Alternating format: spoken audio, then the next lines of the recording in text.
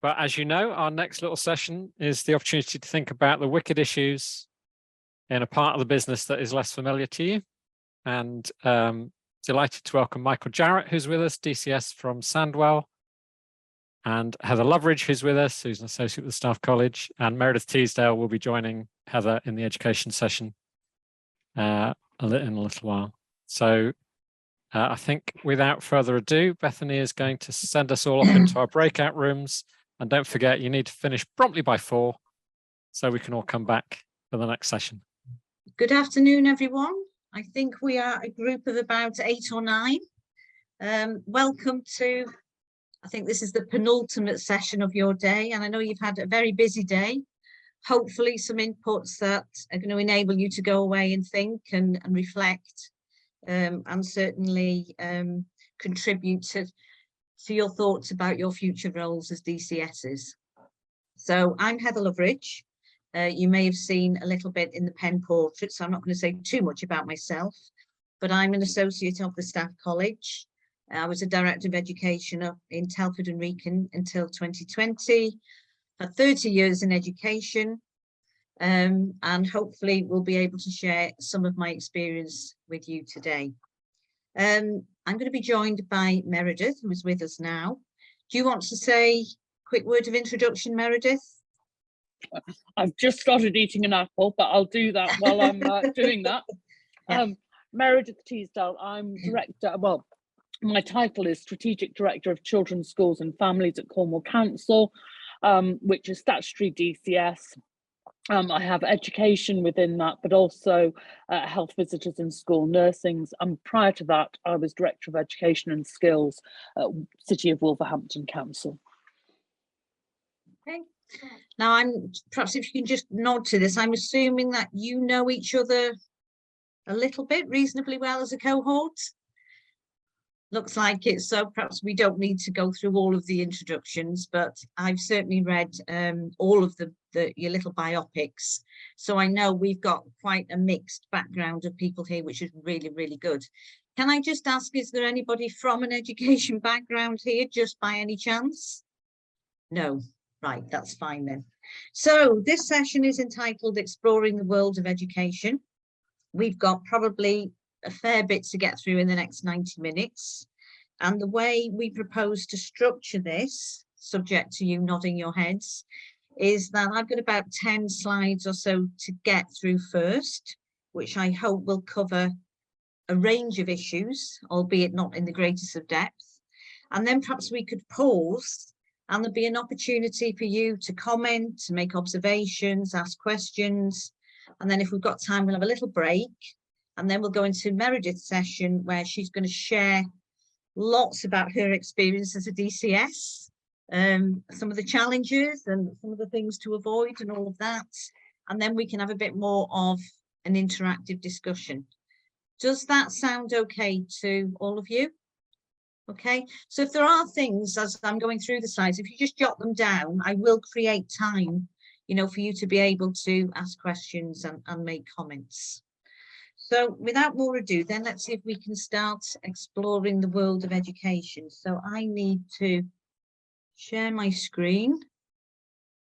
Yes. Share, I think. See if I've got this right.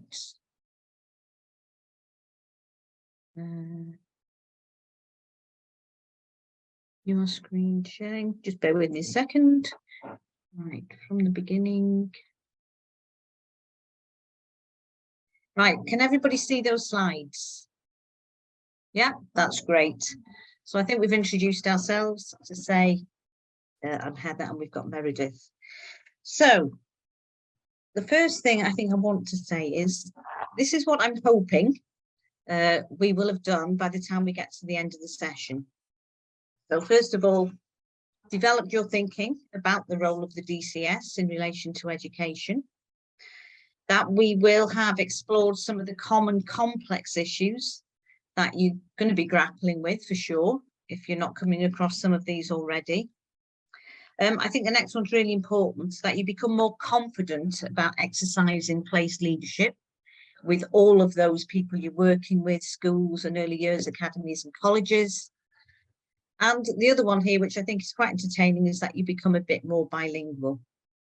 Because I think some of you will know, we come across so many acronyms in our work, and you will do as experts in the fields of social care, children's social care. But there are a lot around in education, and people, you know, it's like another language sometimes. So I can say that we do have something on the repository that gives you as many of the education acronyms and what they stand for, so that you can get a better understanding about that. But I will share some of them with you, and perhaps we can have a bit of a laugh about that too. So that's what I'm hoping we'll have achieved by the end of this session. Okay, moving on. When we were thinking about the programme and some of the things that might be useful to you, we also asked participants, what are the anxieties you have about the education dimension of a DCS's role? And these were the sort of things that came back. You know, I don't know about the world of education, and it's a mystery to me, and I don't understand the language. So that was the first one. Another one was about understanding the role of the DCS and the local authority now and in the future. Well, does anybody know what that's going to look like in the future? But what we can do is try and spend a little bit of time in explaining and sharing with you, you know, what a DCS should and can do. There's been significant changes over the years in the role of local authorities and indeed in the DCS and their control over schools, their authority in schools. And I think even our members, our politicians, even to this day, are still confused about the role of the local authority with schools. And it's really important that that is clarified. Something else that participants shared with us is that I don't know what authority I have in relation to governing bodies and chief executives of multi-academy trusts. You know, what is my authority? How do I challenge? Can I challenge? And I need clarity around that. And I think the other point there is about credibility with head teachers. I don't come from the education world. Will I have credibility? Will they respect me? And we'll talk about that. And if I can just share with you, I come from the world of education. And I'd be absolutely petrified, you know, having to take on the whole remit of the children's social care world. And when I talk to head teachers as an education professional, they are hugely respectful of children's directors of children's services, social workers, because they do appreciate, you know, the huge range of responsibilities you have and the immense decisions that you're making on a day-to-day basis. I think the other thing that's quite entertaining when we think about head teachers is we tend to reference our own experiences and what sort of head teachers we knew when we were going through the school system. So, you know, I can remember some quite colourful characters. I can remember a head teacher that was absolutely put the fear of God into everybody. And you don't forget those characters. And even now, all of these years later, you know, we all think about certain head teachers and there's that tiny bit of fear there. Well, you don't need to have that fear. Let me assure you on that point. Okay, so those are some of the things that we will try and address in our presentation today. Okay, so I just thought just a bit of entertainment really on becoming bilingual and what some of these acronyms are that you will inevitably encounter as a DCS as you move into the world of education. So the first one there, anybody know RSC? Anybody shout out? No? That was actually, I put an asterisk there and I called it Regional School Commissioner. In fact, their titles have been changed last year to Regional Directors. And I'll talk a little bit more about Regional School Commissioners a bit later. But essentially, they have the responsibility and a reporting line that academies have to them. And there are 6 of them across England. Okay, EYFS, anybody know that one? No, early years plan. Ah, Elaine. Yeah, early years foundation stage. Okay, do you know what age range this covers? Is it 2 to 5? Yep, 2, 3 to 5. Yep, it is indeed. Well done. Right, the next one might be one you're more familiar with. EHCP. Yep. Andrea, have you got your hand up? I'll get myself off mute. Am I off mute? I couldn't get myself off mute. Yes, can you hear me? Education healthcare plan. Yes, those are ones you're certainly familiar with. DSG, anybody? Yeah, Elaine again. Yes. Designated safeguarding grant, is it? Not quite. You're pretty close. It's dedicated schools grant. That's it. Sorry, yeah. And that's the grant that comes from the DFE to local authorities in its totality. And then that's driven out to schools under what's called a national funding formula. Okay, AWPU, AWPU. No, these are interesting ones. Age-weighted pupil units. And that's a quantity of funding that is allocated for every primary or secondary school pupil. And I think, I'm just checking on this year for a primary school pupil, it's £3,500. And for, no, it's more than that actually. It's gone up to 4,000, I think about 700. And for a secondary school pupil, it's about 5,500. So that's a basic amount of funding that's allocated for every child through the local authority. Okay, anybody GLD? Familiar with that one? Elaine, again, I think you're going to get a prize for this. Good level of development. Yeah, Elaine, what's your role? So I'm head of service for early intervention and prevention. It includes early years. Well, I'm very impressed with your level of knowledge and understanding of all these acronyms. Okay, do you know anything about good level of development, what it means? It's the expected level of development a child should have reached at the end of the foundation stage. Okay. OFC. Right, I've got to confess to this. I threw this one in. It doesn't exist. I'm sure we could make something up, but I just threw that one in. And then finally, EHE. Anybody know that one? Magella. Get in one, elective home education. It is indeed, yeah. And of course, parents have the right in law to educate their children at home. All children must be educated, but they don't necessarily have to be educated in school. And as we know, many parents, it's something that they're philosophically committed to and do a very good job. For others, it's a way of keeping their children at home, and that's another issue. Okay, well done. Elaine, I think, gets first prize there because she was quite impressive with all of her knowledge around those. Good for you. I had the acronyms open and I thought it was a bit unfair if I started answering because I had answered in front of me. Oh, right. Well, I'm really glad you've seen them. I think there are about 3 pages of acronyms. So please do, all of you, have a look at those because you can just keep them in your drawer. And every now and again, just look at some of the more obvious ones and they'll become more familiar to you. Okay, so I put this slide on because I just want us to think a little bit about why we have, different styles of leadership and different approaches. And in thinking about your role as DCSs and the people you're going to be dealing with, like head teachers, like chief executives of multi-academy trusts, is trying to get into their head and their way of thinking and how you as a DCS, have to manage these relationships. And I think this is quite a good slide, really. It's quite a helpful slide because it's just showing that arrow at the top to the left is how a head teacher or a MATS CEO is probably going to lead their institution or institutions. So by and large, they are in charge.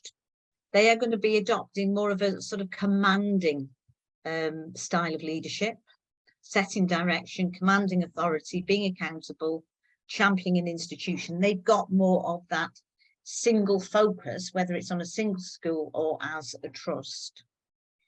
And then to the right, you've got that arrow at the bottom about leading in partnership. And as DCSs, we don't control schools anymore. We're going to be talking about that as we go through this presentation. So we have to be, we're partners. We are partners around the table in this education world that we are living in now. So we have to use other ploys and other approaches to get people on side with us. So it's persuading through vision, having that clear vision. It's about making trade-offs, and it's about modeling collaboration. So quite different in terms of the two approaches. And in the middle, we hope that both sets of individuals are going to be thinking and approaching their leadership in those sorts of ways. So thinking strategically, being honest in relationships, involving others, you know, mediating conflict. But it's just quite interesting. It's worth just keeping that back in your mind, because, you know, people come to the table with very different mindsets. And clearly, as I say, as DCSs, Directors of Education, you're there because you've got to facilitate relationships between 200 schools possibly. Whereas if you're a head teacher or a maths CEO, you know, you're very focused on that single institution. Okay, moving on. Right, so the DCS role in relation to education. Going back as far as 2010, this is when Michael Gove first allowed schools to become academies. And we have now about 40% of our schools in England who are academies, mostly secondary. About 79% of secondary schools are academy, about 39% of primary schools. And that's gone down slightly, which is interesting. I was trying to get underneath this, which suggests to me that maybe some academies have closed, but interesting. So that's about the proportion at the moment, but certainly a far greater number of secondary schools.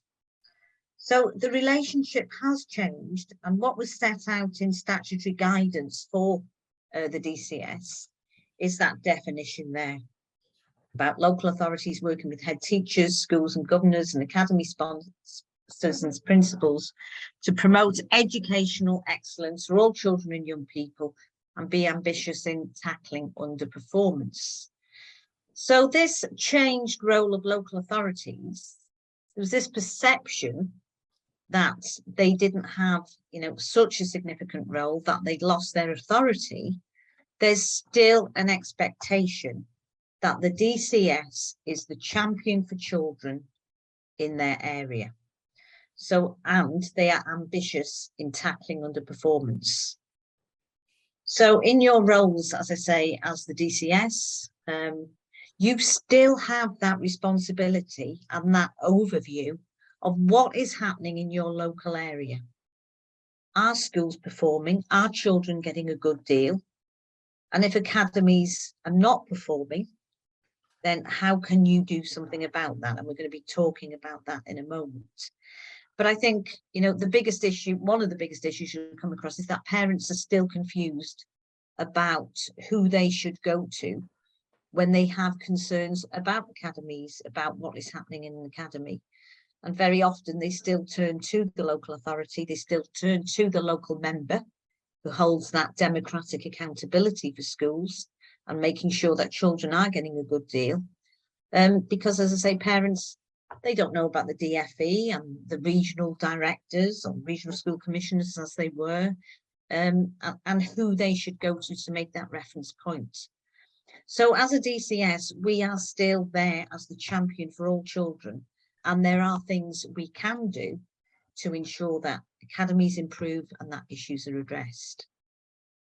So in this statutory, let's say laid out in statutory guidance, the definitions of the responsibility of the local authority are down to 3 key areas. So places, so that's school places. Standards, that's obviously what's happening in school in terms of, you know, how well children are being educated and vulnerable children. And I just want to unpack this slide a little bit because I think it's a really reductionist model and definition. If we just take school places for a moment, the local authority has got a statutory responsibility to ensure that every child has a school place. But that's not just about enough school places, it's about having the right number of school places. And that includes early years, primary, secondary, you know, and looking at post-16 provision. So it's the right number of places, the balance of provisions, and again, that's also about SEN provision. And that we have PRU provision as well, and that they're in the right place. Now, you may or may not know, as if some of your parents, you know, getting your children into the school you want. Are there enough places in the area? Schools are oversubscribed, other schools have surplus places, and local authorities have to forecast, usually over a 3 to 5 year period, and submit their forecast to the DFE in terms of what they think is going to be the anticipated need for places. And that's a really, really difficult one. And aligned to that, of course, is school transport. And we could spend a whole day talking about school transport. And the costs, obviously, that fall to local authorities in getting children to schools in accordance with very sort of tight criteria. So this definition, local authorities responsible for providing school places, it's a lot more detailed and complex than just that diagram would indicate. Okay, so standards. This is about, you know, how well children are doing, how they're progressing in school, obviously what they achieve by the time they leave primary and secondary school. And the issue there is the relationships. You know, we have this dual system now. So we have the local authority who's got this responsibility to ensure that children are getting a good deal in school. But we've also got these regional directors to whom academies are accountable and who should be making sure that academies are performing well. Now, regional directors can have as many as over 400 schools within their region that they have responsibility for. And unfortunately, there is nothing written down specifically in terms of their improvement role. So some regional directors are very closely involved in their schools and they respond quickly to issues around standards and performance in academies. Dare I say it, in my experience, so I need to caveat what I say here, but in my experience, other regional directors or regional school commissioners as they were slow to act and things drifted and academies have got themselves into difficult places. So that there's some tensions there, and I'm going to talk about that when we talk about wicked issues as well. But clearly there is an expectation, there is a requirement, it's more than an expectation, that local authorities and the DCS has that oversight of what is happening in all of their schools and that children are getting a good deal. And then the other area is vulnerable children. And where do I begin with this? Because if we really thought about which children fall into that category, we talk about children with SEND, we could talk about children missing education, excluded children, electively home educated children, sometimes are vulnerable, children looked after, children who may be in PRU provision, and all of those responsibilities fall to the local authority. They have statutory duties in relation to all of those children. So I think what I'm trying to explain here is that this reductionist definition of the role of the local authority in no way describes the range of responsibilities that local authorities carry in terms of schools and children. And just to share with you, I think it's some time ago now, but I really don't think it's changed very much. Local authorities had 161 duties and responsibilities. So some were duties, some were responsibilities, but nevertheless, there was a clear expectation that local authorities would fulfill, as I say, those responsibilities. And just to share with you something anecdotal, I worked in Tameside, Greater Manchester, from 2012 to 2015. And when I arrived, the education department had been decimated. I mean, there literally were no more than probably a dozen staff. And there'd been a huge misunderstanding about the role of the local authority, and members were led to believe that all schools would convert to academy and you didn't need an education department. In fact, you hardly needed anybody at all. And I had quite a task there because we weren't even fulfilling our statutory responsibilities. And it's taken, I think, quite some time to dispel some of that thinking around, well, you know, the education authority, the local authority hasn't got a significant role in education anymore. It has, and we certainly need to clarify for our members and anybody else who is under that impression, because, as I say, we have a huge range of responsibilities and actually they're growing rather than diminishing. Okay, so I hope that's explained that one. Okay, so these are, I talked about some of the myths. I just wanted to sort of comment on some of these a little bit more, really. This view that the local authority has no control over academies. I mean, in a sense, we have no direct control except in relation to SEND pupils, and I'll come to that in a moment. But we have control in the sense that we can raise issues with regional directors, with the DFE, where we have concerns about the way in which an academy is functioning, or its education standards, or any other issues. So in that sense, it's a more of an indirect control, but we do have influence and we can bring pressure to bear over academies. And as local authorities, we can go obviously into direct dialogue and conversation with head teachers, principals, chief executives of academy trusts. Because as I say, we still have that responsibility for all children in the local area. Okay, I've just touched on this one, so I won't repeat it, but you know, the local authority's role has been reduced to 3 key functions. Actually, it hasn't. There's 3 key descriptors, but underneath all of that is a huge range of activity and responsibility. Third one, the local authority can no longer hold schools to account. Well, indeed it can. It can hold schools to account for the same reasons I've talked about with academies. And certainly local authority schools who are not academies, obviously the DCS, you know, has greater influence there, can intervene, can take over governing bodies, can put in place interim executive boards so that you remove an existing governing body and put, you know, governors in who you judge could better manage that school and get it out of difficulties. Schools are entirely responsible for their own improvements. Schools are responsible for improvement, but it's more often than not the local authority who is facilitating school-to-school partnerships, brokering arrangements to help schools to improve, and again, intervening where there are issues, challenging head teachers and governors where the standards of education are not good enough. Local authorities cannot direct schools to admit SEND pupils. Actually, in law, they can.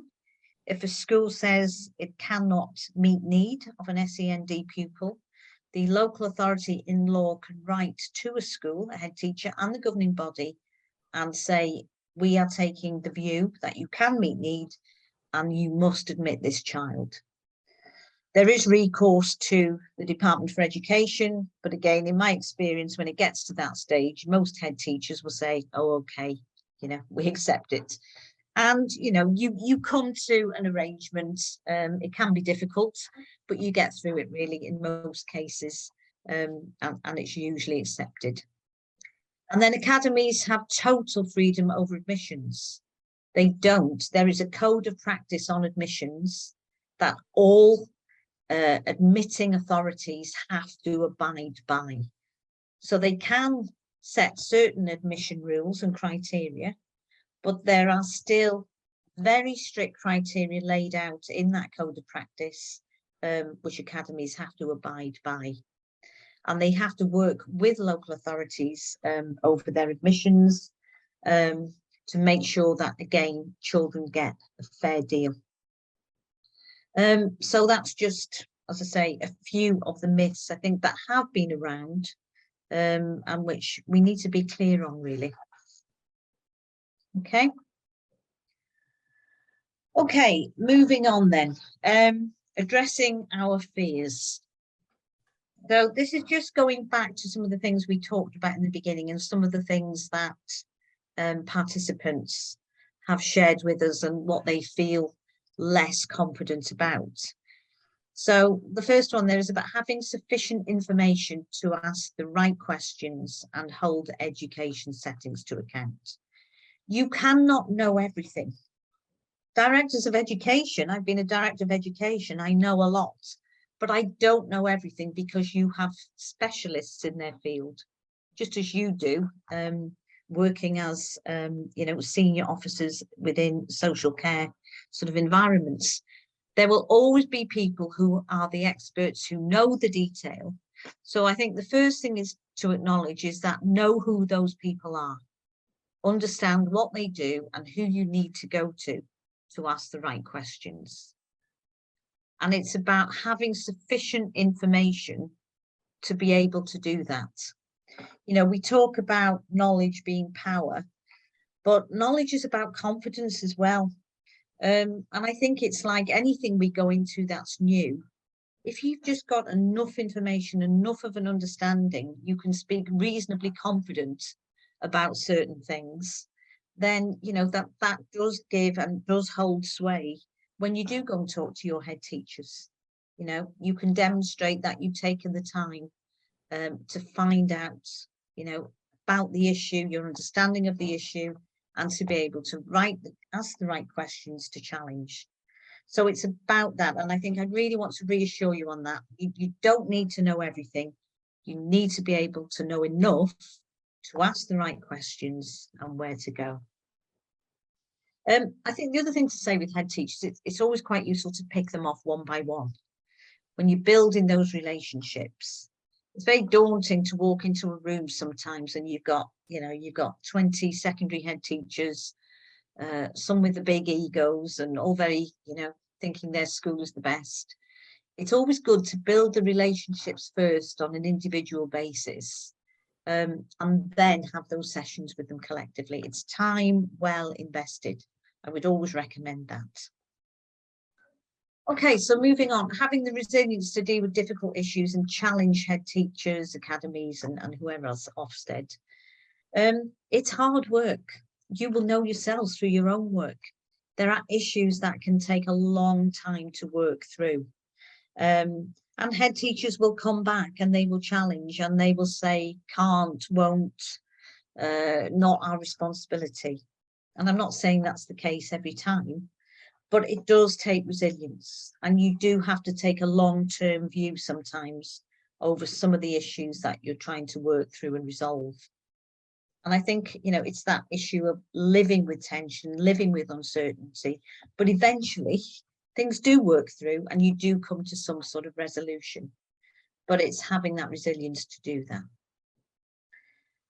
I think the next one is a really important one, and it's one I'm going to want to talk about a bit later after the break, but I think that's, you know, as it says there, being confident in exercising our role as place leaders. As a DCS, as a local authority, there is nobody else in your area who is going to have the overview in the way that you will have. You will have an overview about all of the schools in your area. You will know a lot about some, probably less about others. Usually the ones you know a lot about are the ones that cause the greatest concern or issues, or they're exceptional and outstanding. But there is nobody else, and a head teacher will know about their own schools and some other schools in their area, but they don't share or hold that knowledge that you will have as a DCS and as a local authority with your colleagues and your officers.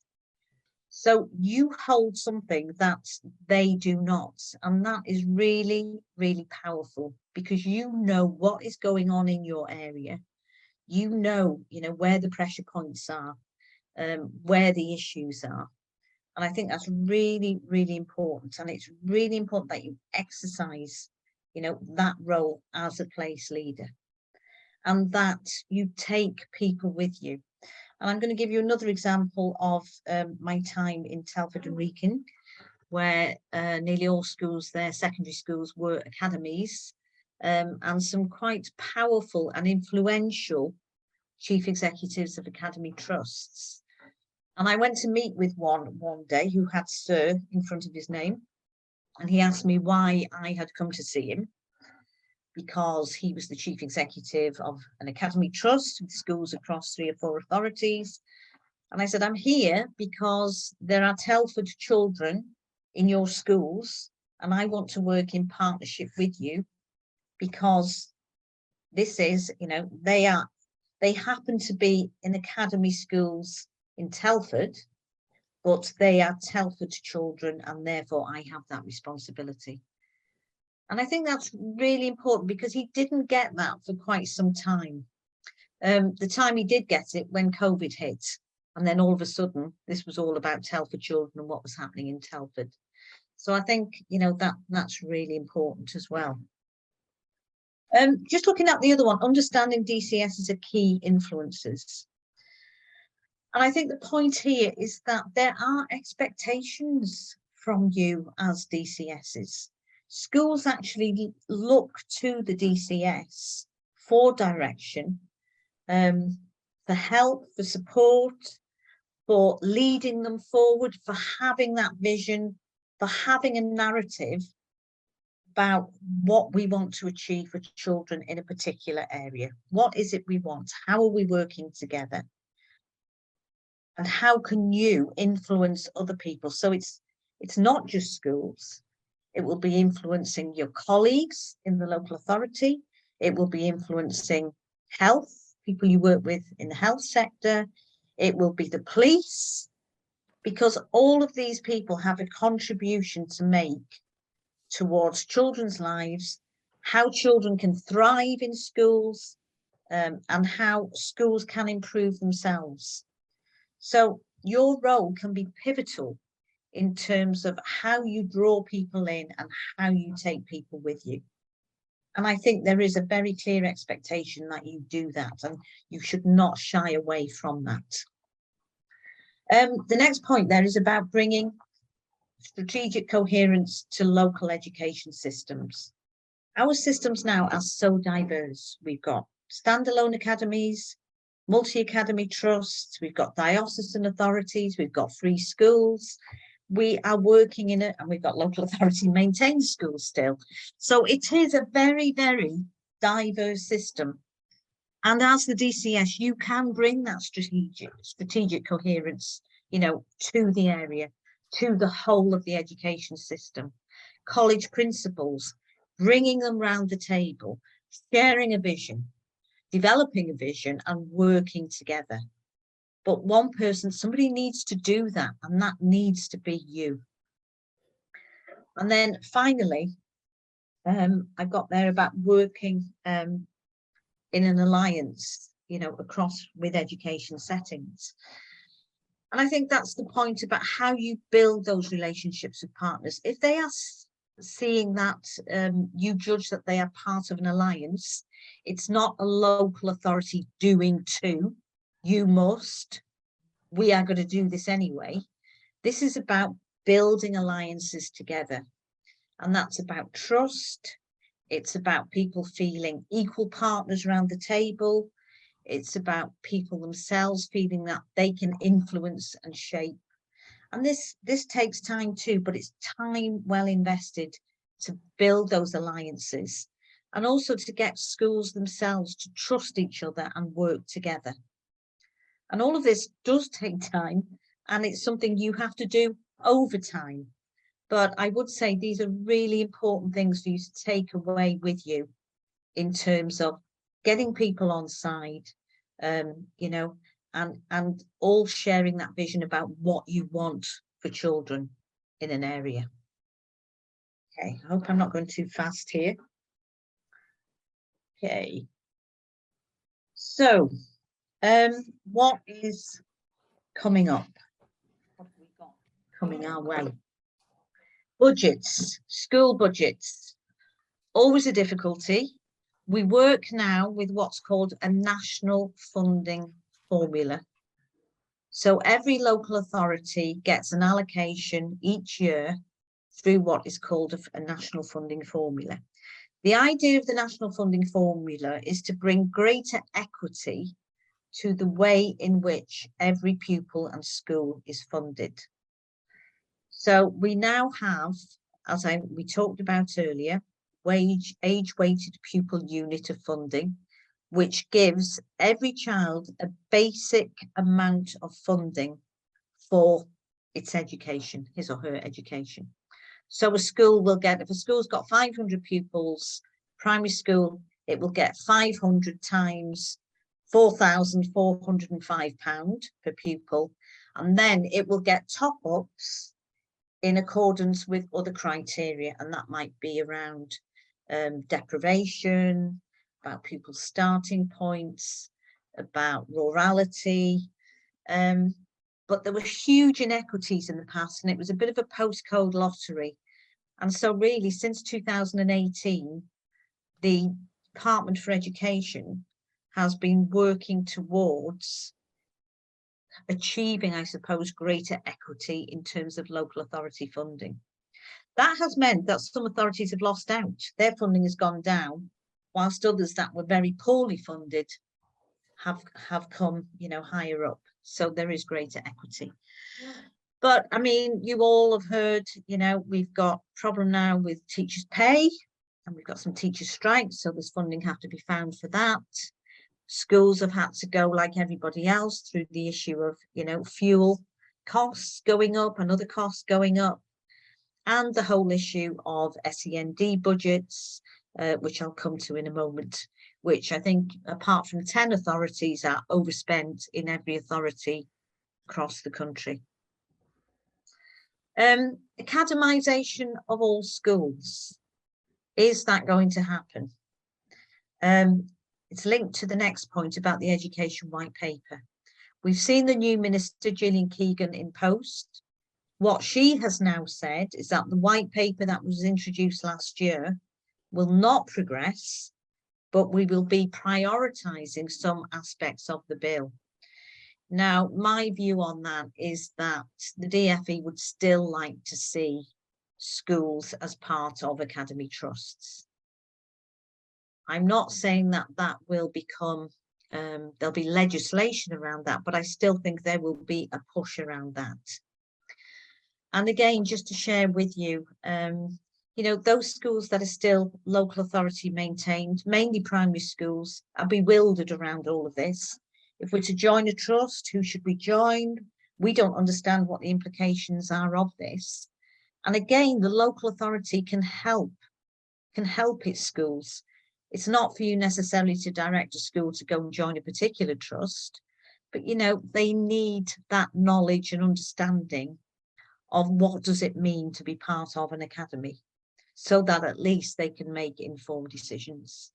And that's certainly something in my last authority. There was an expectation there from schools that the local authority would help and advise.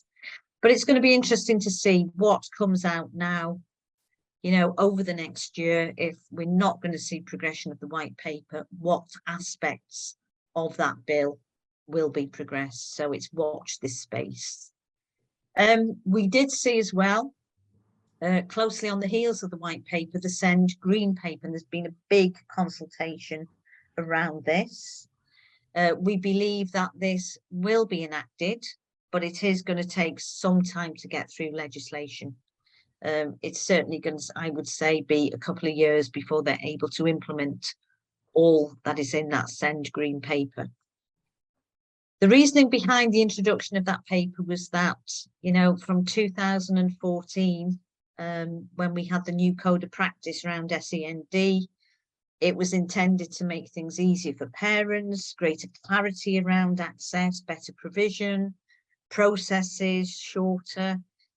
It's not achieved those things for a number of reasons. I think the intentions in the Green Paper are generally good, although there are some issues there.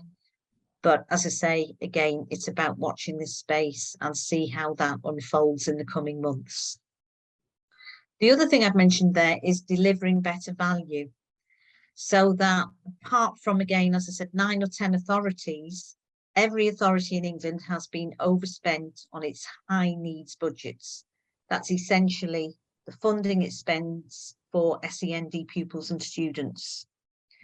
So millions of pounds for some authorities, as much as 100 million that I'm aware of in some of the bigger authorities. In the smaller authorities, probably about 14 or 15 million.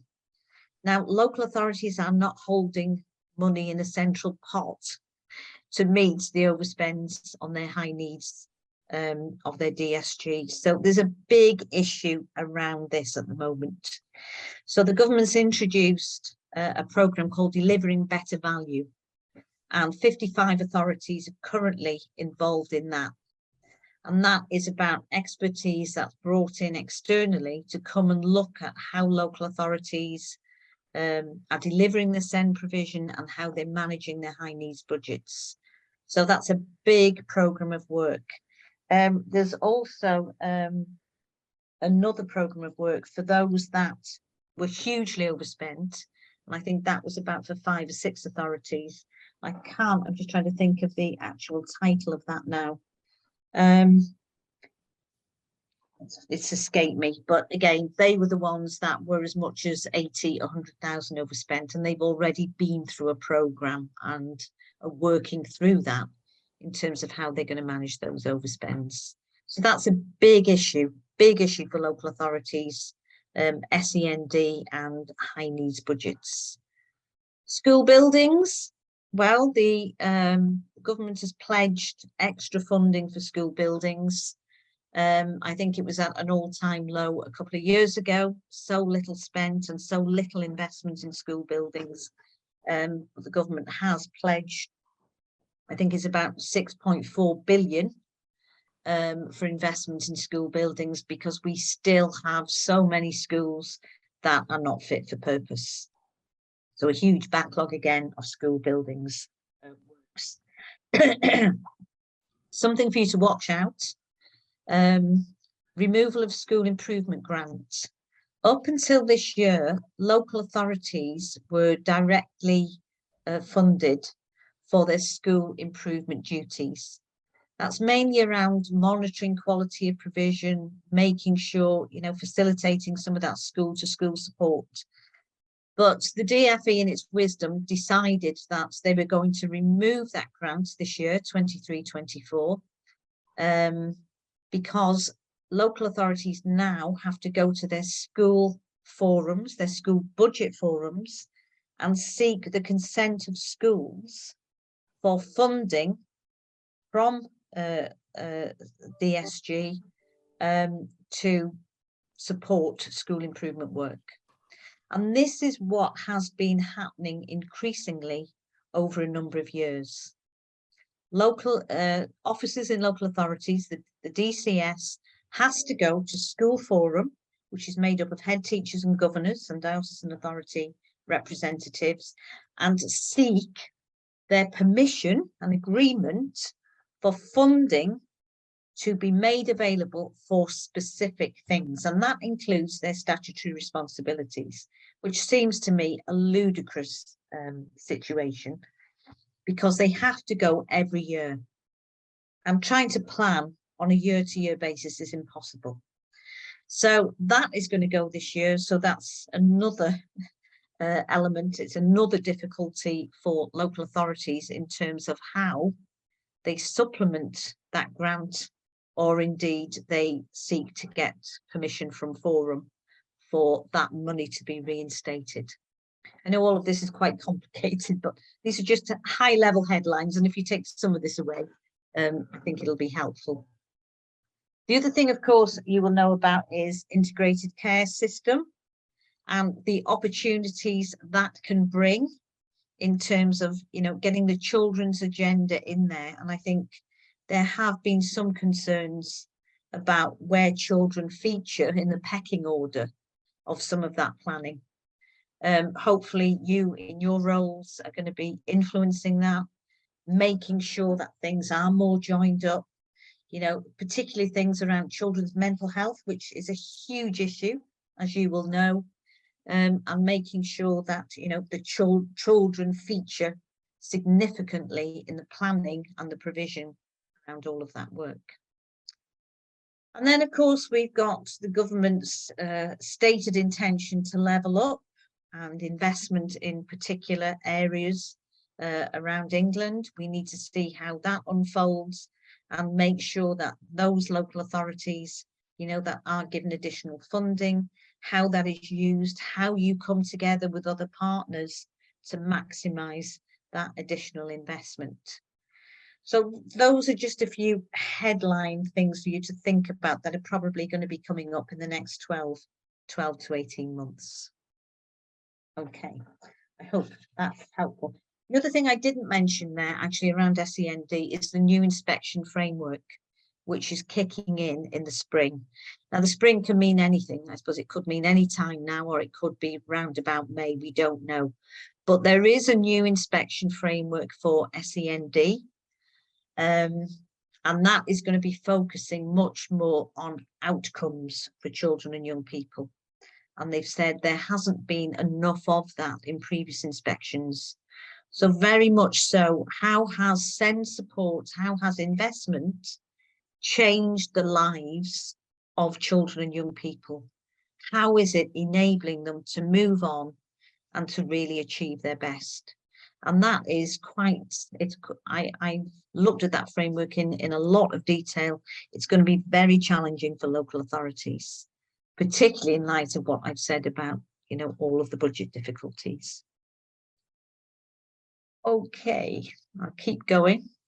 Right, so I'm hoping now we do need to move on at pace. Wicked issues. And I'm sure you've come across this term wicked issues and what it means. I mean, just to recap very quickly, we have what we call the tame, the critical, and the wicked issues. The tame issues, as it says there, they're fairly straightforward. They're things to solve. They're complicated, but they're not complex. You can resolve them. You can find a solution. Quite often there are technical solutions. And I've given a few examples there. You introduce a new system. It can be tiresome, it can be complicated, but you work it through and eventually it's implemented. Quite straightforward. You can repeat that time and time again. And then we have what we call the critical issues. Usually a crisis. You will have dealt with many crises in the areas of work you're dealing with. You need an immediate response. There could be a real threat. It requires direction, that commander sort of approach. We need to do this, this and this. In an emergency, when emergency services go in, you've got the police, you've got other services. They'll say, out of the way, we need to do this, this and this, and everybody obeys. So I've got some examples there. Safeguarding interventions, civil emergencies. So again, they're hugely important. They're very worrying, but there's a process to follow. And then we come to our wicked issues. And these are, you know, they're new, they're things you may not have come across before. They're complex rather than complicated. They don't have a solution, and there's no right or wrong answer. There is no right way of doing it. And I think in these situations, these are, how do we cope with this? How can we take it forward to make things better? It may not be perfect, but with wicked issues, you're always looking to find a way to make a situation better, to improve on something. Outcomes, we don't know what they're going to be. They can be ambiguous and uncertain. And I think most important of all is that last point. It's that issue about needing resourceful leadership, you know, to look at, you know, potential capacity. So With wicked issues, it's not about you finding the solution. It's about bringing in all of those people who can contribute to the conversation and who together you can take, you know, something forward, an issue forward. So is that something you've come across, this understanding around wicked issues and how they're different to the tame and critical issues? Does that make sense to you? Yeah, anybody nod? Yep. Okay. You can go back to these and just sort of have a look at them yourselves. But now we're not going to have a break, talk about some wicked issues. So I just wanted to share with you some of the wicked issues in education, in our education world. I'll just take about 5 minutes on this. And then if we've got any questions, we can just take a few questions. But I talked about high needs funding being a particularly challenging area. So what have we got here? What is the context of all of this? We start off with, we've got inadequate funding from central government to meet the pressures on local authorities for funding children with SEND and young people up to the age of 25 in specialist provision. So we've got a history of inadequate funding. We've got an inability now within what we call the funding we get for the local authority, the DSG. Local authorities now don't have freedoms to take money from an allocation that's for one area to supplement and subsidise another area, which we could do in the past. So if we got an overspend or a shortfall on our SEND funding, we could borrow or take a bit of money from elsewhere.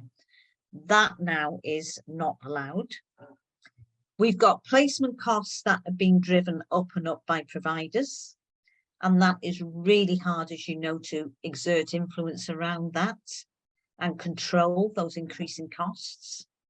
We've got parents winning cases at tribunals because they've got a very clear view. They want their child to be educated in a special school, whether or that may be entirely necessary. So they take their cases to tribunals, and more often than not, they win at tribunals. And that means then the local authority has to comply with that.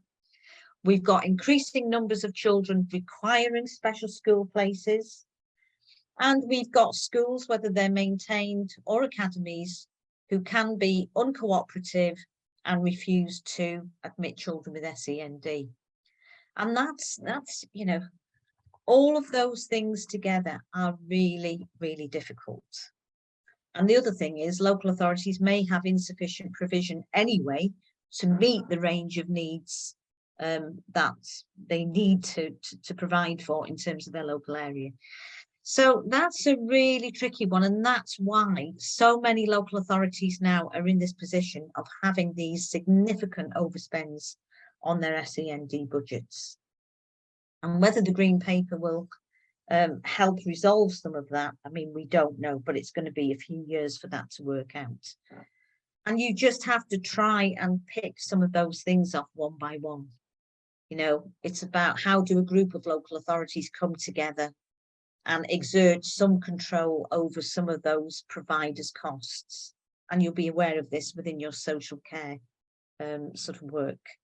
You know, parents winning cases at tribunals, how robust local authorities are at defending those cases. You know, are they getting proper legal advice so that they've got a better chance, you know, of winning those cases? How good are they at forward planning in terms of their special provision, so that where appropriate, they can meet need?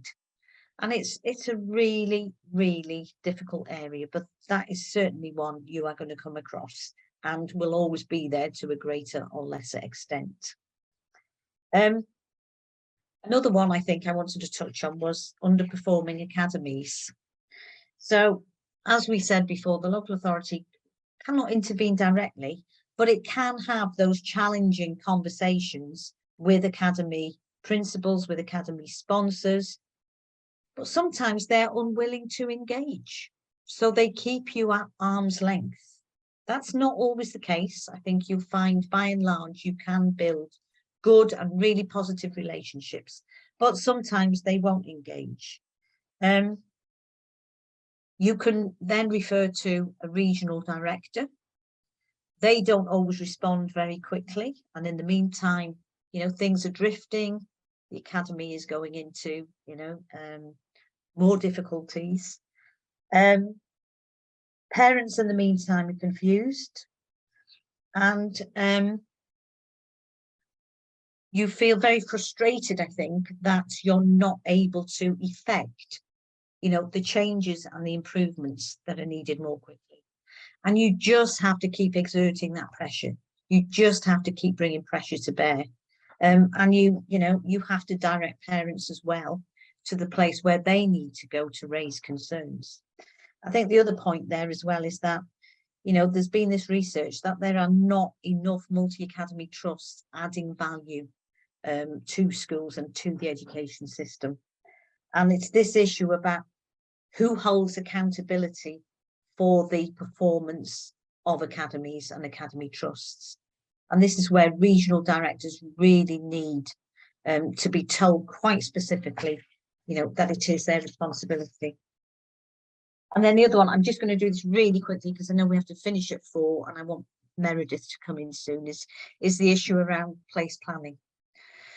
So, as I said before, local authorities have to provide sufficient places, but the issue now is any new school is an academy, a free school. So that has to be agreed through regional directors who have that control. So they can decide and approve where a new free school is located. The local authority might disagree with that. They may say, well, we don't need places in that area of the local authority. We've got schools nearby with capacity. And sometimes that fact is overlooked. So you end up with too many places in one area and free schools drawing from other schools. So you have huge capacity.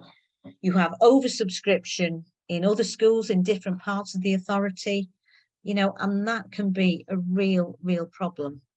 The other thing is free schools can take years to get up and running because you've got to find suitable sites for where they can be located. And then the whole capital programme can be delayed, which again causes local authorities problems because they have to find places for children in the intervening period. So you've got all of these issues. Now, I have written some briefing papers for you across 7 key areas of education: funding, SEND, vulnerable pupils, place planning, dedicated schools grants. They are on the repository. So please do have a look at those. And what I'm trying to do, explain in quite straightforward language, the background and the context and the duties you hold in relation to these areas. And then alongside those, I've done a short paper on the wicked issues with some explanation of some of these issues. So I know I've gone through this quickly and it was only ever going to be a bit of a whistle-stop tour, but it is important that we bring Meredith in so that she can talk about some of this a little bit more, but also her perspective of being a DCS and how she manages some of these things. Right, I'm going to pause there. As I say, I'm really sorry we've not had much of a chance to be interactive, but it was quite important that I got through all of that really, so you're getting as much of a taste of what the issues are as possible. Would it be okay if we carried on with Meredith's input now, or is anybody desperate for the loo or needing a drink? Shout, please feel I'll free. take 5 minutes. Yeah. Okay. All right. Do you want me to go? Yeah. Please, Okay. Meredith. All right. So, look, this is important stuff. I think I'll probably take it up another level, which is that actually your role as DCS, if you are once you're embedded after the first couple of months, is about wicked issues, and it's about you making the connections and you being a system leader and a place leader. So actually that link between schools, between health, is something that you are going to have to lead and negotiate and influence. And in my opinion, the only way you can do that is by being a compassionate and authentic leader. And it's by asking the questions. You don't need to know it all. You're not going to know it all. You're not going to know everything about everything in your patch. I mean, I've got 300 schools. I've just had a conversation with the chief executive where I was slightly humiliated, where she said, well, that area, it's the catchment area for this school. And I'm like, no, I don't think it is. It is. You know, you're not going to get it right all of the time because your patch is so big. The apps, it's not, the detail is stuff that you appoint well, and the detail is the people that you appoint will do the detail. The role of the DCS, in my opinion, is pulling it together. So it's the conversations with foster carers about how important attendance at school is. It's the conversation with social workers about the fact that actually children being in school is really important. And you need to make a judgment about whether you think elective home education is the right thing or not. Now, in my view, in Cornwall, we've got a high level of elective home education. My view is that children should be in schools. That's where the funding comes, and actually that's what we should be encouraging, that yes, there are principles, but actually free school meals, children in schools, and celebrating the fact that our schools are a really important part of our being.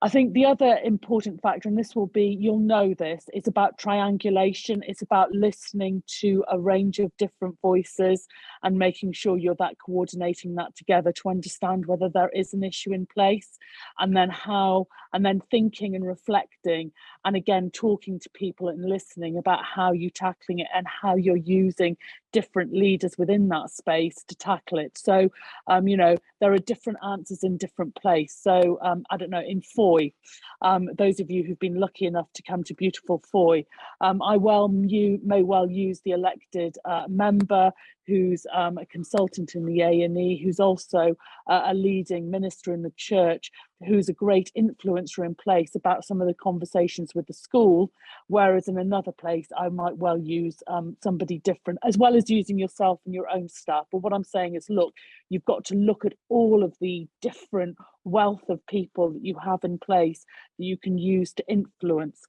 It's important to have a really clear education strategy. What is it that you're going to be focusing on? Yes, absolutely focusing on special educational needs and disabilities. It's really complex. It's really, it is a complex system. But we're also focusing on attendance. If we can get children into school, then we're going to raise attendance. It's about understanding what some of the factors are. So at the moment, we've got a really strong best start within Cornwall. I've seen, I'm now in the upper quartile for my early years foundation stage. My key stage 2 is tanking, and I'm in quartile D. But my attainment 8 at key stage 4 pushes us back up into quartile B. So actually, if primary schools were achieving really well, imagine what that opportunity is for children in Cornwall. It's stratospheric. It's airspace stuff, and actually getting the space station into orbit rather than not. It's also the link with other professionals. So the University of Exeter, University of Falmouth, we work closely with. We know that there's a large issue with social mobility in Cornwall. So again, it's about how are you using other influencers to have the conversation about what we need to do to improve outcomes for all of our children, as well as using our individual opportunities around our children who are known to us. I also think it's conversations within your own corporate directorate teams. So the most powerful conversations I've had with chairs of trusts and CEO principals is not necessarily about their organisation, or doesn't necessarily start with their organisation, but actually is about economy and growth in place. So those of you who know the city of Wolverhampton, the great things that were going to take place within the city of Wolverhampton, and how schools played a part in that, and how they were supporting the new generation. In Cornwall, we've got, yes, you've got health and care, and how we're having conversations about improving health and social care, but we've got aerospace, we've got the lithium market, we've got hospitality, but actually we've got things that are taking place which are groundbreaking in Cornwall, and that's really exciting for chairs of trust and principals of CEOs and principals of multi-academy trust to be part of and to feel they're contributing to, and they're having those conversations with business people who are setting a new agenda. And that's very much with your corporate directors of economy and skills, and how you are linking in with them to have those conversations about growth in place. I think my final point is actually you're going to make really tough decisions around this every day. So Heather, please shut your ears. But, you know, I purposefully overspend the DSG because actually my cost of placements is so high that if I were to put all of my cost of placements to core funding, I would also kill my core funding budget. And actually for elected members, that's something which they want to control far more than the DSG. Now, I'm saying that I'm being probably overtly I can't think. I've been in council all day and it was a disastrous council. But I'm being overtly provocative. But those decisions that you need to make on a daily basis and set that strategy as well about how are you managing your resources in the best way to improve outcomes for your children and young people, and also to manage the political space, as well as being able to front it through the schools forum as well, and with the DFE. And it's, you know, it's hard work, but none of you would be sitting in this room if you weren't looking for a huge reward. And I suppose the fundamental for me is if you've got that passion about improving outcomes for children and young people, you'll be able to speak to anybody and challenge anybody. And as long as you're listening and triangulating your information and you're curious, you'll succeed. Did say I wouldn't take long. Slightly longer than I said I was going to take. That's great, because actually it's built in now. We've got a little bit of time to take questions and observations.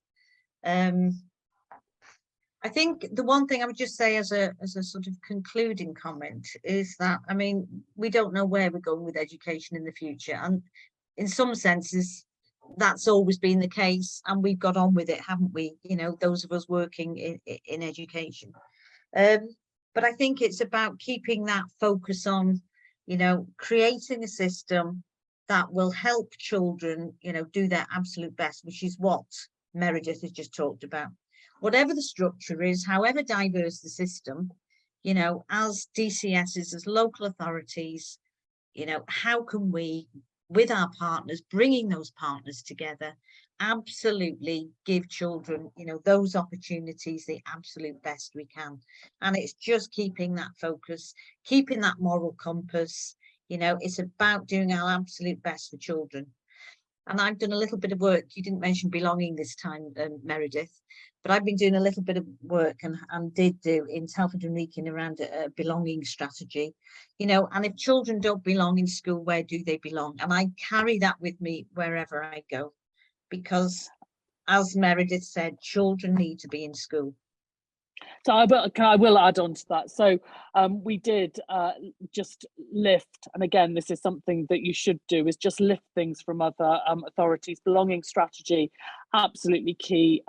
We had 2 really tragic suicides of young men in the around the beginning of COVID, and what the rapid reviews found really was that what we know is that children need to belong in their families, they need to belong in their schools, and they need to belong in their communities. And when they don't, actually that disconnect creates huge issues.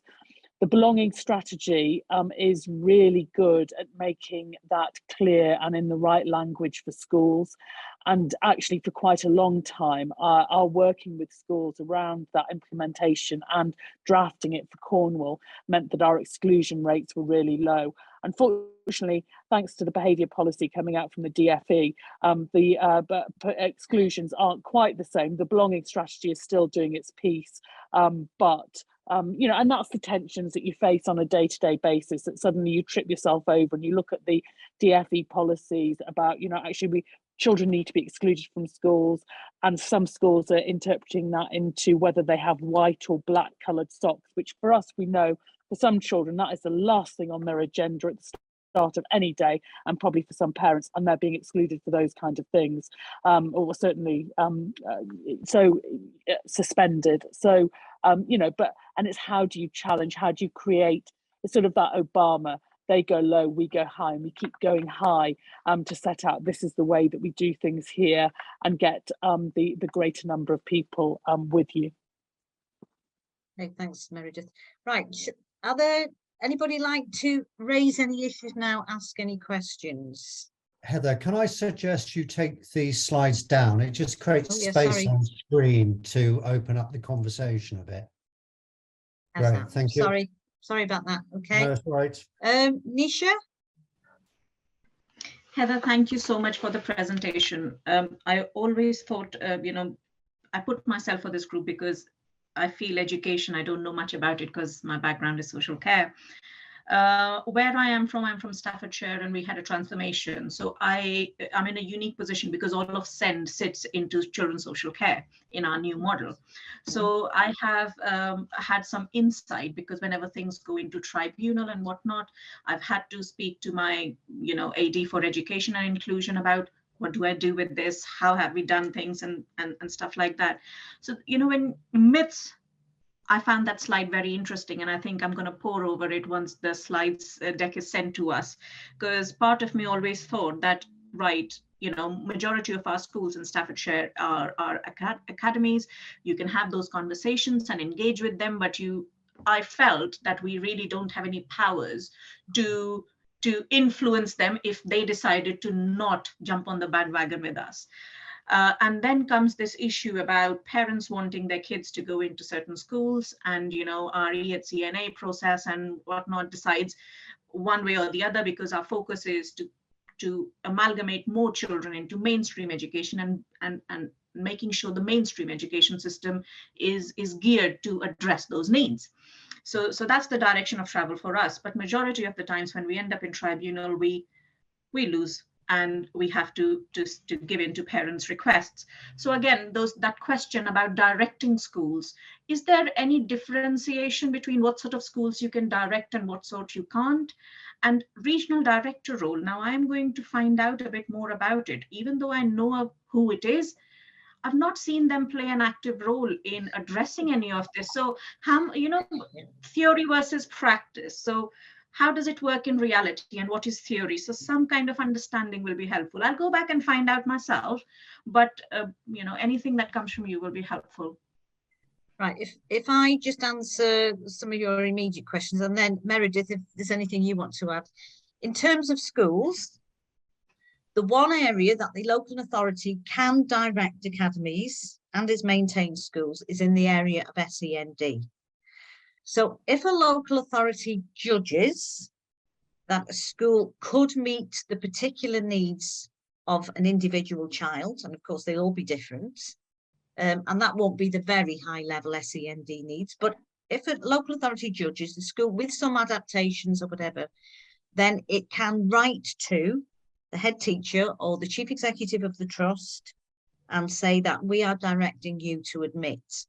Now, in order for that academy not to admit, they would have to go back to the DFE. So be clear on that. That is absolutely right. So that is with any school. And in fact, I didn't like doing that. I always like to negotiate. You try and build the relationships. But actually, in a small number of cases, I did have to do that. And it sorted itself out.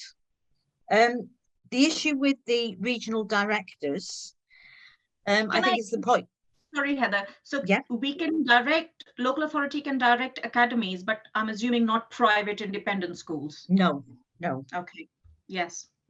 And then with the regional director role, you're absolutely right. They have got so many schools that fall within their remit. In Telford and Wrekin, it was about 430 schools. So regional directors should be having this overview and know what is going on in their schools, and they should be meeting with local authorities. I mean, Meredith might want to share her experience and how she works with the regional director, but you don't see them very often because they have got so much that they need to cover, and they tend to focus on certain things more than others. Meredith, do you just want to quickly talk Yeah, about so your experience? the regional director now has responsibility for skills, social care, as well as education. My education team meets with the RDD, admittedly not Hannah, who's the Southwest leader, but certainly her teams on a weekly basis, and has those conversations about schools on a weekly basis. And we share information. We've got a really good relationship. And it goes back to my point about relationships. You've got to build those relationships. And if you do, I think we see more of our RDD than perhaps some of my other Southwest counterparts, but it's really important to us. We do the same with the other parts. So for me, the fundamental about a DCS is being authentic and having really good relationships and working hard at relationships. It's the same with tribunals. Yes, tribunals at the moment are finding something like 98% in favour of parents. Well, again, that's going to go back to your strategy of what it is that you're saying, how you're saying that, how you're working with your parent carer forum. And then how you deal with issues aside of that. The other big problem is that you will find that actually you've not got the legal teams now. One of the, I'm sure you're finding that already in your social care work, but it's exactly the same for SEND. But there's a real issue about getting high quality legal support. So we're better trying to find ways that don't take us down the legal route, particularly around SEND. So it is about relationships. Thank you. Thanks, Meredith. I hope that's helped a little bit, Nisha. Thank you. Definitely. Anybody else want to make any observations, questions? Is that Kevin? And Andrea as well has had a hand And up Andrea, as well. yeah. Okay, Kevin and then Andrea, and then that's probably all we've got time for. Yeah, just saying a bit of an observation around inclusion, because just looking at the slides and things, but Kent, that's probably our biggest, I'm from Kent County Council, sorry, that's probably our biggest challenge, because you see, I mean, I know one school had such an exclusion rate, they've had some of their funding cut, and you see a lot of kids being off-rolled and things like that. So I found it quite interesting, the reading and some of the discussions, but I just wonder what your experiences might have been of trying to drive inclusion. Is there any local authority in the country that's actually got a model of how to really drive it? Because whenever I try to look at other local authorities, everyone seems to be doing it differently, which I think it's the reason why the green paper's coming out, is for consistency as well. But I'm finding every local authority seems to have their own interpretation. I'm not really finding a good model of how to drive inclusion with schools. So I would commend to you the belonging framework, which we've already talked about, which is Telford and Wrekin's, and also we've now got one in Cornwall. I think that's really powerful, but it's about how you work with schools around that. We had off-rolling in a school in Falmouth, and we worked with the RDD and Ofsted. So again, it's about the triangulation of conversations with Ofsted and DFE when you're finding things. And if it's a diocesan school with a diocese as well, it's about knowing your stuff, understanding what it is, being factual. And Ofsted did come in and find that school to be off-rolling, became inadequate, change of leadership. So where it is that extreme, you can do things to make sure that it changes. And again, it's about how you as local authorities prepare yourselves really to have people who are competent and capable to that you can recommend to the RDD, who can go into those trusts, and that you're also, I think, working with a safeguarding partnership as well about what inclusion means and how what inclusion looks like in your area. But it's tough, because actually sometimes the DFE doesn't help us with, and ministers don't help us with some of their views. So but Cornwall's 80% academies, so we're working within an environment where pretty much all of our conversations are with schools that are already in academy trusts. Kevin, hopefully that helps. Sorry, Kevin, Bristol have got an interesting strategy, and you can just download that from the internet. Obviously Cornwall, Telford and Wrekin did one, and then there is an authority in London that had a no exclusion agreement with schools, and I thought that was absolutely fantastic. But when I actually investigated it a little bit further, they had got so much pupil referral unit provision, that actually I wasn't quite sure it was about lowering exclusions. It's that children were being put in lots and lots of additional provisions around that London borough. But certainly, as I say, Cornwall, have a look at Bristol, because I'm quite impressed with Bristol's policy. It reads very well. And as I say, Telford and Wrekin, we did ours back in 2018. So room to improve it, but it's worth you having a look at.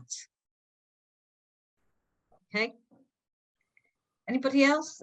We've got about 3 minutes, I think, and I do want you to obviously. I think it was it Andrea? Yeah, Somebody was- did have their Andrea, hand sorry. up. Yeah. It Yeah. was. I'm really conscious of time, but my question's probably already been answered by your response to Nisha, and it was really around sort of some of the challenges, relationships. But particularly, I was interested in the tribunal processes and how we would avoid that. But I am really conscious of time, so I'm happy to move Can I on. just mention one thing? When you get the whole slide set, there was another slide about role of the DCS and leadership. So we talked about it, but it's there on the slide. And I just pose a couple of questions just for you to go away and think about how you're going to develop your personal leadership approach to leading education. Perhaps one thing you're going to investigate when you go back that's of particular interest or concern to you. And just about how you're going to start preparing and thinking about the education dimension of that role. And on that note, can I thank you all for being active participants? We hope it's been of some use to you. I'm sorry it's been a little bit rushed, but it's a lot to pack into 90 minutes. Okay. Okay, and good luck. Thank you. Just before you go, Heather and Meredith, if I can just leave the final word with Andrea, who's just going to say a thank you to you both on behalf of the group. Andrea. Okay, and I'm going to do this separately. Heather, I just want to say how refreshing it was to hear and learn about the world of education through your eyes. I think everyone would agree that we really appreciate your honesty, your transparency, the detail about how you tackle tricky and wicked issues. And I absolutely think you are so accurate about our worries and our fears. And I'm sure others will agree that that was really helpful to think about that. I really liked the acronym slide, and I think my face was a bit like the dog's face, feeling confused and perplexed about some of those acronyms. And I think it's really helpful to have that within the portal that we've got. For me, thinking about the different leadership styles across education leaders and social care leaders, I think we can certainly think about how we close that gap. And finally, recognising that there's not just 3 standards that we need to work on as leaders for education. It's much broader and more expansive than that. So thank you so much. And Meredith, thank you for helping us to understand the wicked issues that we need to be passionate about. And your passion came through in terms of the world of the work that you do. And it was really helpful, some of the examples that you gave about how you've managed things like the budget, how you're managing sort of tackling some of the areas in relation to education, and that it includes everyone from foster carers through to social workers through to senior leaders. And again, really appreciated your honesty and how you manage those tricky issues. And I think we've got a lot to take away from this session. I personally have found it really, really helpful and actually really encouraging and empowering. So thank you very much, both of you. Okay, thank you. Yeah, well done, Andrea. Yeah, thank you, both of you. And you can all do it. Don't be scared of applying for the DCS post. No, you can do it.